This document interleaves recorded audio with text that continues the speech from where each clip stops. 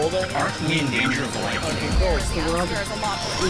Now we're going to do a media watch where we actually give credit to the media. No, it happens from time to time. Look, we've shown you a lot of instances where the media is drumming up, propaganda for attack on Iran. We've shown you where the media just plays it even and won't give you the facts on who's right and who's wrong about policy issues, tax plans. Well, this is not one of those cases. Soledad O'Brien on CNN did a fantastic job with Republican Pat Toomey, because all she did was ask him about his actual tax plan, and she is factually correct here. So let's watch it one clip at a time here. Here's the first question. Here's what you propose: tax cuts for the wealthy. For people who are making under $200,000, taxes would rise. You would limit the child credit. You would limit more. Well, wait a minute. I got to stop that, because that's factually ridiculous. Really? I've never Okay. called, factually wrong and ridiculous. What part and of not that? Close. Okay. Well, let's start. Raising taxes on people whose income is lower than $200,000. What I've said is we should make the current tax rates permanent. In fact, what I prefer to do, that's at a minimum, would be something like what I proposed in the super committee, which was a process by which we would simplify the tax code, get rid of some of the deductions and loopholes and credits, broaden the base on which we apply taxes, but do it with lower rates for everybody.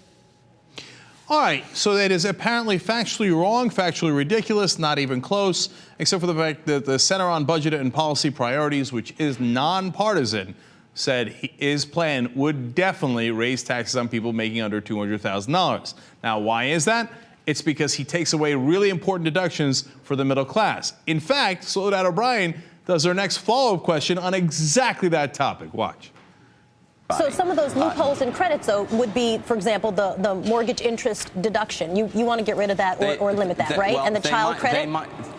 They might be. Here's my suggestion. Marty Feldstein, a Harvard economist, has come up with a very, very creative and I think an elegant way to deal with the fact that we have all these huge deductions that force us to have high marginal rates. And what his suggestion is, put all of the itemized deductions into a basket and then limit the total value of that basket. It doesn't mean you have to eliminate any one of those items, but you couldn't have all of them. So now, the advantage of that is then you could lower marginal rates accordingly. So she says, but then you're taking away these deductions for the middle class. And he says, we might be. Then he explains how he absolutely is. Yes, the list that she puts up on the screen there, CNN does overall, is taken from his proposal. There's no arguing with it. It's not factually ridiculous. It's factually 100% correct, right? And so he says, I want to reduce some of those deductions, but then I would lower the marginal tax rates. I know, but they already did the math on that.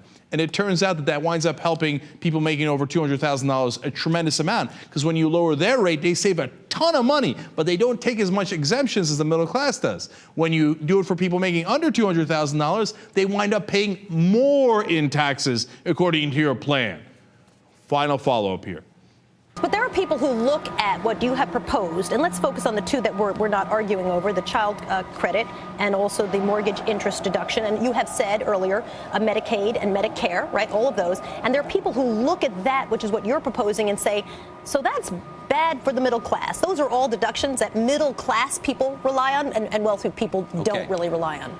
Let's remember, the middle class also pays a marginal tax rate on their income. And what I have said is if we diminish the value of deductions, I want to lower that rate as well. So the middle class would be paying a lower marginal rate. As far as Medicare goes, I mean, the president has acknowledged it's not sustainable in its current form. So I'm not talking about pulling the rug out from under anybody who's on Medicare now or about to go on Medicare, but somebody my age who's 50 years old or someone in their 40s. I think we've got to make some changes. I think wealthy people are going to have to pay more, frankly, for this benefit. I just don't think it makes sense to continue this universal entitlement that's growing faster than our economy can possibly grow. So two things happen in that clip. First of all, he said, oh, look, I would do lower marginal rates on the middle class for their taxes. But he didn't argue with the central premise that that would not make up for taking away their tax exemptions. So that, in fact, in the end, when you put those two things together, they would pay more in taxes. And that's what he doesn't want to acknowledge, but that's the central tenet of the Republican Party in this day and age, which is tax cuts for the rich And if your taxes have to go up for the middle class and your spending cuts have to apply to the middle class and we have to cut your Medicare, we don't care because we are the representatives of the 1%. In fact, when you talk about Medicare, he also says, oh, yeah, I'm going to cut it.